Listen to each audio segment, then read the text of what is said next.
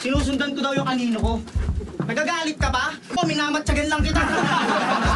Pero, galit na galit. Apekte, dun sa lakaw na linya. Ganyan na ganyan mo nahuli sa barangay. Sakit no? Alam mo, hindi mo ako makakalaban sa hinaharap.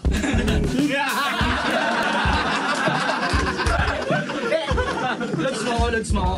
Masubo mo to. Okay lang naman tol, magnakaw ka ng linya. Sa akin wala naman. Ang problema, nakalaban mo ako man. Diba tattoo artist ka? Pero ubod ng palpak. May nagpatattoo sa kanya ng abstract, tinatuan niya ng abs at saka track.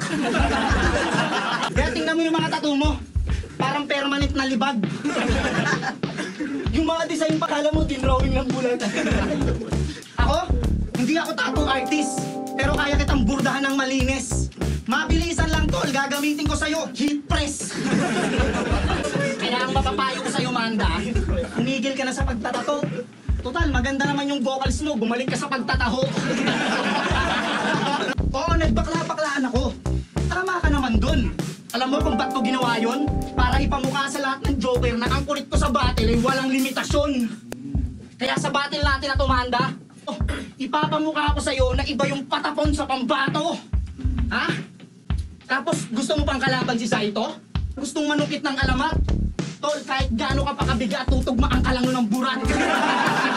Hindi ka mananalo doon. Kahit magdamag ka pang magsulat.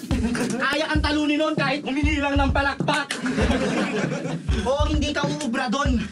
Baka umiyak ka pa dyan. Pag binitawan ka nun ng mga katagang pagmamahal, respeto sa kulturang pinagmulan.